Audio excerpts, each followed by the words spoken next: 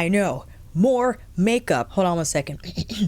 Guerlain. I picked up my Guerlain quad and 3 refills from Bloomingdale's. Bloomingdale's was holding 15% off during Black Friday, and I had to take the opportunity because I absolutely loved Birdie Beige. Birdie Beige I purchased full price, $87 for 6 months suggested shelf life. I knew what I was getting into. I didn't mind because I have other quads of the same shelf life and they're completely fine so far. But Birdie Beige became a quick favorite. These are boring neutrals, I know, but I love how this performed in giving me that instantaneous neutral glam. But I had my eye on Emerald Feather 870 for a long time. It was haunting me, and I think the Feathers collection released over the summertime. I was completely taken by it. Not only the quad, but the 3 different lipstick cases that released in that collection. I picked up the red one, and I'm so happy that I did because I absolutely adore it. There was also the meteorite powder jar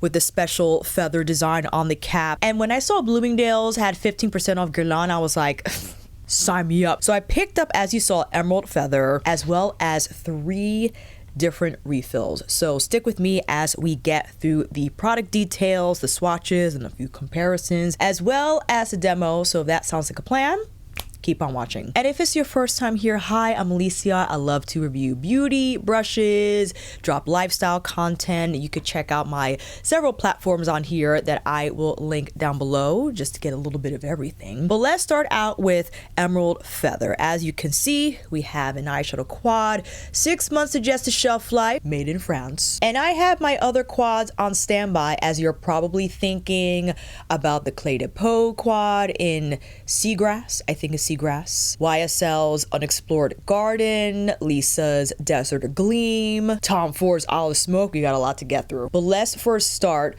with this beautiful yellow gold. Now, I was quite surprised by the shine on this. This isn't sparkly shiny. This is more of a standard shimmer that will offer nice sheen on the lid, much like what you will see from this rose gold. A nice departure from the yellow gold, can be applied on the lid solo. I think will be lovely with maybe a brown from the Birdie Beige quad. And next we have, I think this is an actual matte, and it is a deep forest green, beautiful texture there. And last we have this more zesty olive. I would classify this as a shimmer, maybe more of like a satin. It doesn't have the same level of shine as you see in these two, but you can detect a little bit of sheen in the finish there. So this is Emerald Feather, just absolutely gorgeous. And allow me to move on to these lipstick refills, and I have to make sure I grab the right ones. The first Guerlain lipstick I picked up was I can't even read this, my goodness, 540V. V stands for velvet because the Guerlain lipsticks come in a velvet matte or a satin formula. I haven't had the pleasure of trying their satin formula until this purchase, so you'll definitely get to see that in action. But I think this is one of the shades, 539. The refills retail for $42, and the case, depending on which case you get, because there are limited edition ones that are actually quite costly. $43 I think is the base price, and then it'll climb up from there depending on what you choose. Le TONKA HALÉ, I don't know. This is like a warmish, like a reddish almond shade. It is absolutely gorgeous, and I couldn't stay away. I know 15% off isn't a lot, but Guerlain, does Guerlain even run sales on their site? I haven't seen them. So if I could take 15% off, but also they probably didn't have these shades at Sephora when they ran their sale. So there's that. All right, off to the satins, and I picked up 19. Do I have the right number? I can barely read this. Yes, Le Brun Intense. The deep brown. And you know, I immediately needed this in my life. I didn't need it, but because I'm in my brown lipstick era, I just had to grab it. And I'm thinking about Christian Louboutin's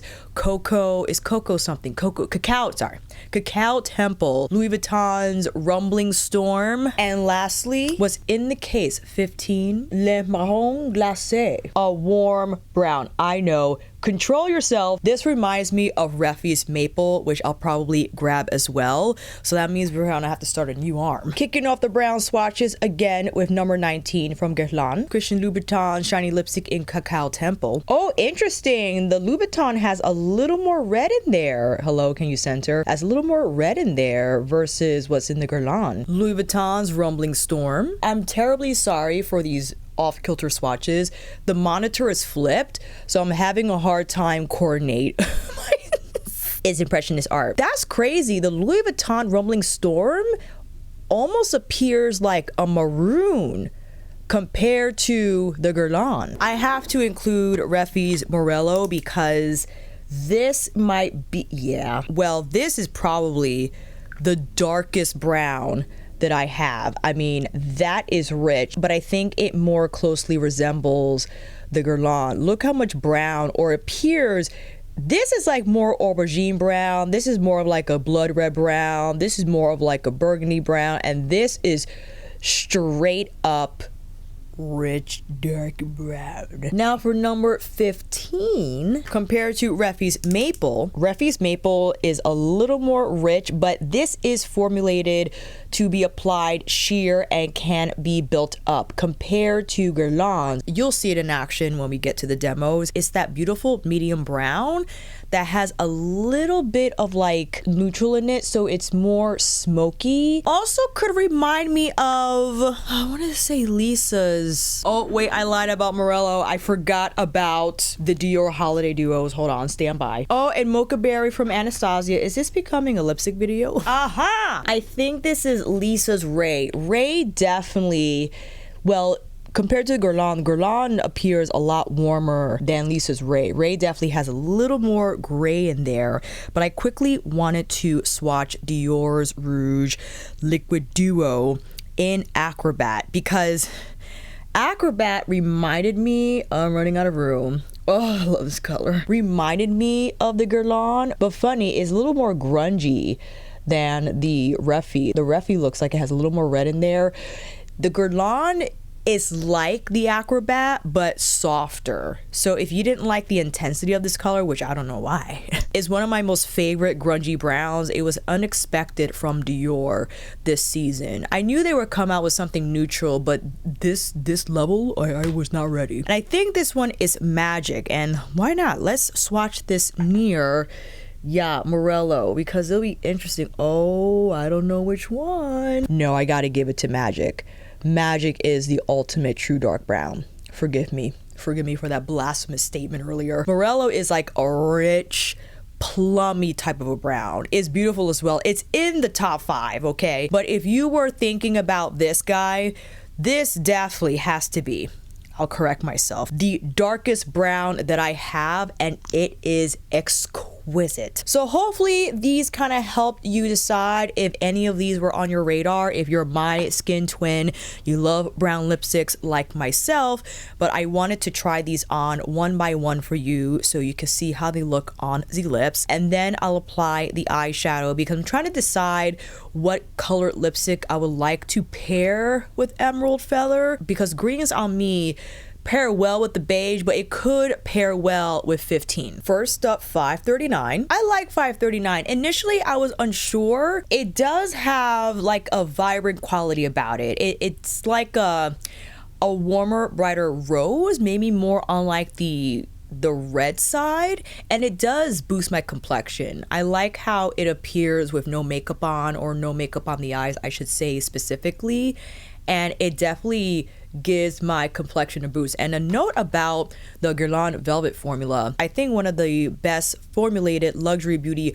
matte velvet formulas out there, because it's so thin but it's creamy and you have that color impact right away without it feeling tight on the lip. It's extremely comfortable to apply, and there is fragrance. It is a French brand, but it's tolerable.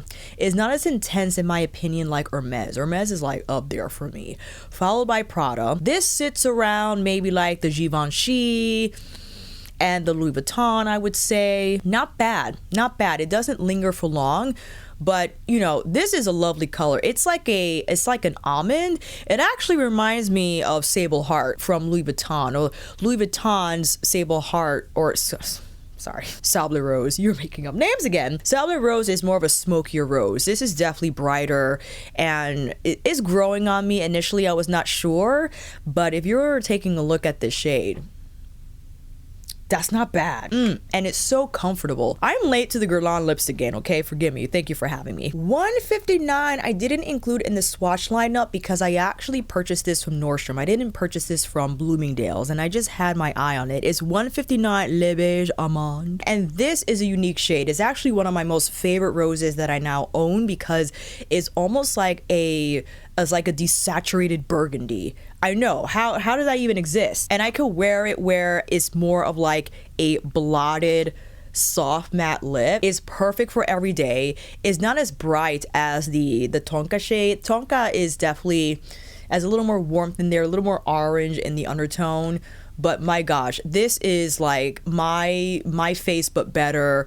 A little bit of a boost, low bandwidth, easy accessibility in terms of application. And although it's like a color, it's just low maintenance, but does just enough. It just serves my complexion incredibly well in the most flattering way. And because you're wondering, this is Sable Rose from Louis Vuitton, and this is Le Beige Amande from Guerlain. You can see they're in the similar category in terms of like easy one and done lip shades. And if I were to quickly compare, there's a little more of a grip in Louis Vuitton. Dare I say, not as slippy as the Guerlain, and I think the Guerlain is a little easier to apply in my opinion. And it has just a beautiful feel to the skin. This color is probably one of the best one and done shades that I now own. I was not ready for it. It's funny, when you swatch it, you're not sure because you see the photos online and you think it might be a little more beigey neutral based on the colors, but on it just took on an entirely different character, and it just found its way into my undertone, into everything that I just think elevates my everyday glam. That's just, listen, if you had your eye on 159 and you were hesitating because you were unsure, listen, I'm just saying it's pretty, okay? Number 19, Le Brun Intense. The satin formula from Guerlain hits. I know, it's out of control. It's beautifully silky, easy to apply. You can build the coverage up to where you like, but based off the comparison swatches, this is a unique undertone. I know I say that about all the brown lipsticks, but hear me out. I would say this is like a brown wine, but the wine undertone is muted. It's not bright like what you see in the Christian Louboutin, right? This might be a more straightforward wine brown, but then I would say this is more brown wine, if that makes any sense. But this color, I'm in my vampy lip era like never before. I am embracing these shades because it's never too much. Straight from the case. Number 15. I know where you're thinking. You're like, I need that. I agree with you. Yes, it's beautiful, but if you already have a bunch of brown lipsticks like I do, it's not necessarily a need. Although, oh, the undertone of the shade, it's like spicy, like it's a beautiful cinnamon, not as red cinnamon as the Chanel 16 Rouge Talisman, right? And my apologies for not having it. My battery's running low. I gotta get to this eye look, and that's good news because the case and the lipstick refill are still under that Chanel price, which is $195 for the case and the refill. If you wanted something similar to like a cinnamon, this is more of like a muted cinnamon. It's more of like that brown cinnamon with not as much red in there. It's just absolutely gorgeous, and my gosh. And why we will now move on to this look because I have another Sony battery, but I gotta get the charger to charge the battery. So to continue filming, I can just switch, but I need to grab that soon. So we're gonna be quick about this, and I would like to start off with the lime green and go to town with it in a more blown out fashion. This is Nikki LaRose's and BK Beauty's collab small N20 brush, and because it's a satin, it moves pretty well, and I want this to be applied in like a more blown out fashion, so it has like that hazy effect on the eyes. A little bit here under the lash line, because if you just wanted to go this route, that more zesty green all over the lid, you can. I'm following up though with the gold because there is a little bit of yellow in that green, and I think this is a wonderful pairing. And now with the rose gold,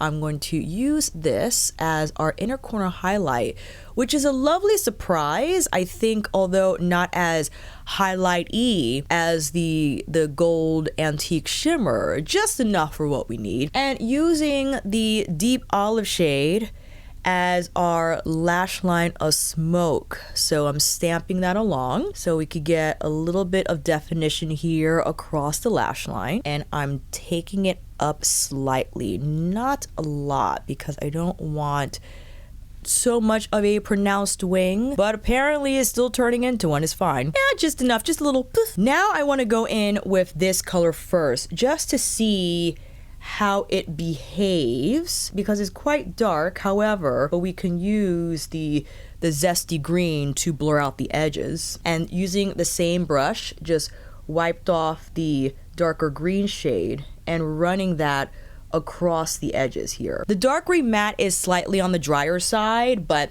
it's fine because I think it's well pigmented for its shade. And if you need to, you could just go back to the outer lid, tap on more color, and then go back in with your blender brush just to refine that application. And since we applied that yellow shimmer on the lid, let's now go in with the rose gold instead and tap that on the lid. And now using the gold for the inner corner on this side. Taking a little bit of our dark green here under the lash line, I think that's a good choice. You know, even though the Guerlain mattes are a little dry, I just love this hazy effect they have.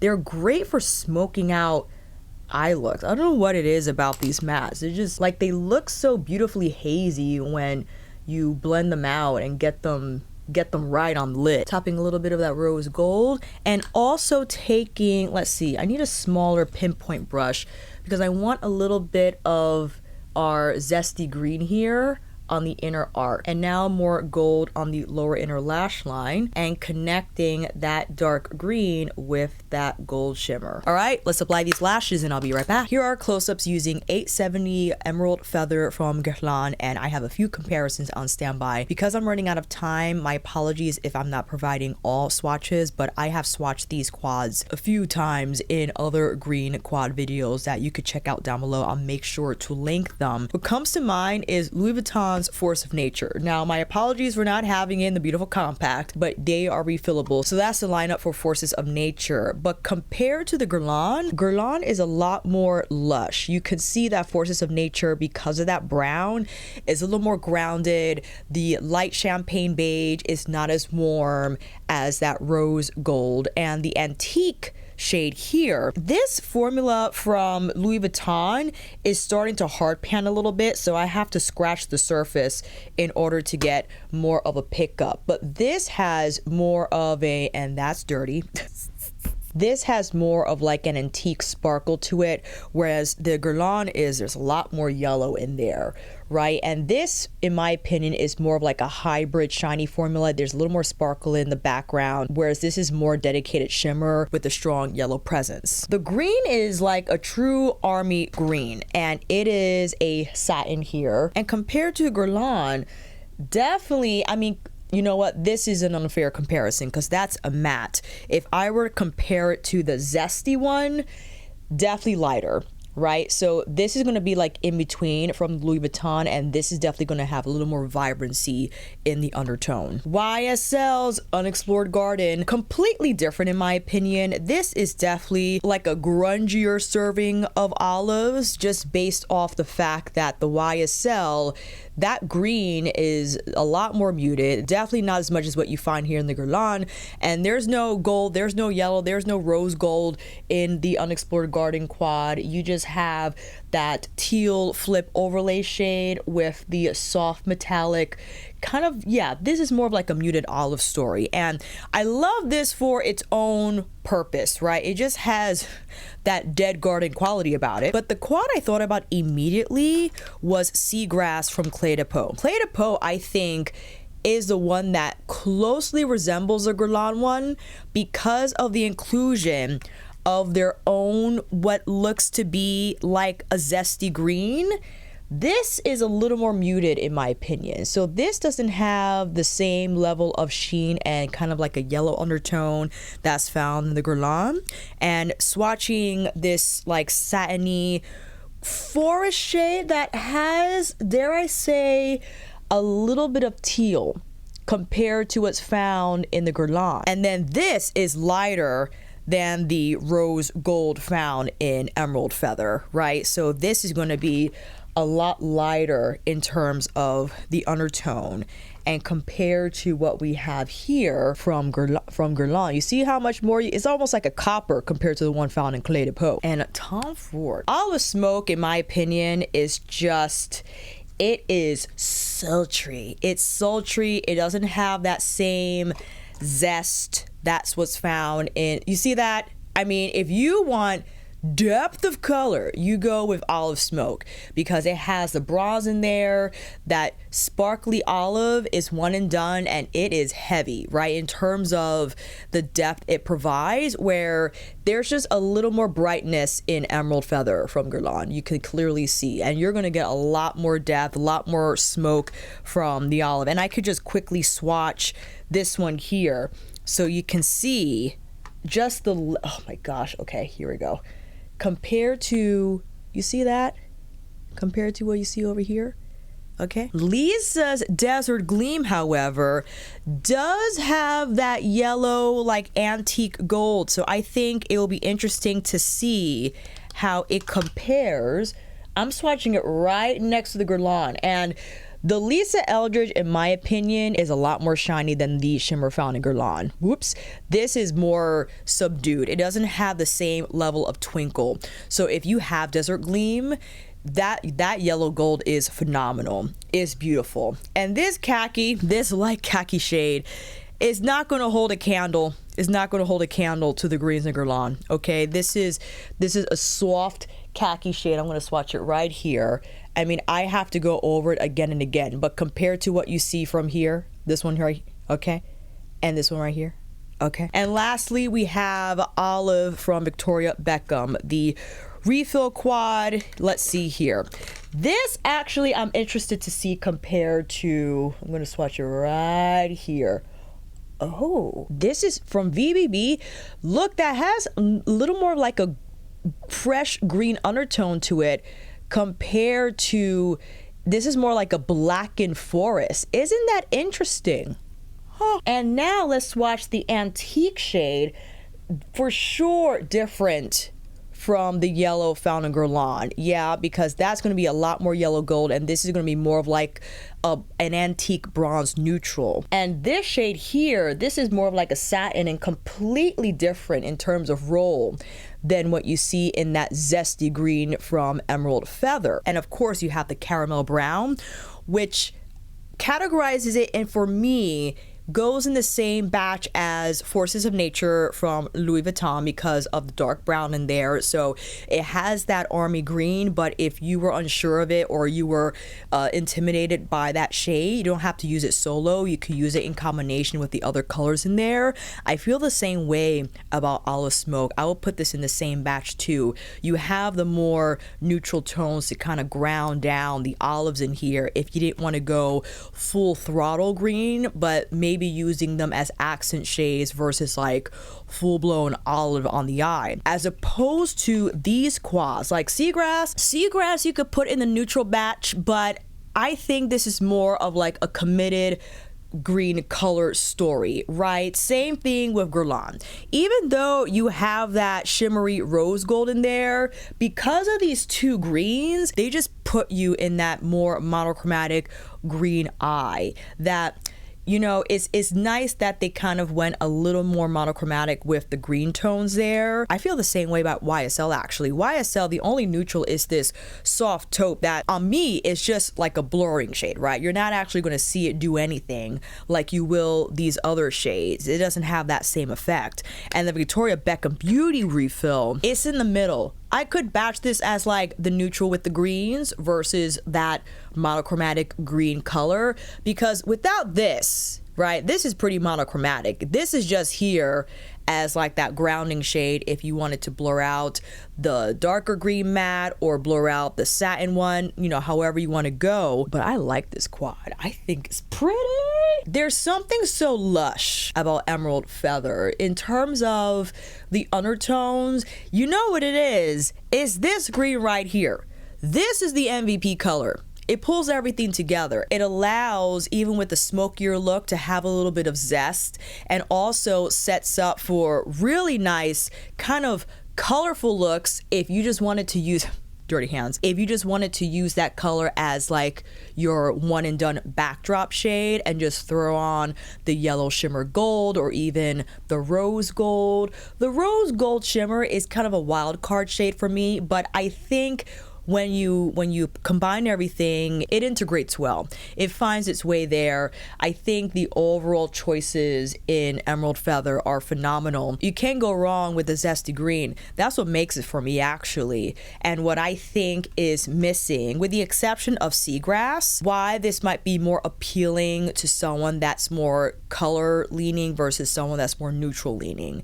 Because someone who mostly loves neutrals and is intimidated by color probably wouldn't pick up. I'm sorry, I was recording yesterday. I saw a 0 flashing on the screen. I was like, oh, did my SD card run out? Is something glitching? I don't know. So I just stopped in panic and decided to refilm the segment that I was on yesterday. I think I was expanding on the point about the fact that this is, I think, overall more green looking than other quads that I showed in that portion. But even so, I think it's incredibly wearable and daily friendly in terms of if you like to wear eyeshadow every day, that this green here, the zesty one, is actually quite nice because sure, it's on the brighter side, but there is a muted quality about it that I think makes it wearable. I also believe it enhances all the colors in here. The darker matte provides beautiful smoke, and because of the inclusion of this green, when you layer the darker green on top, it looks green.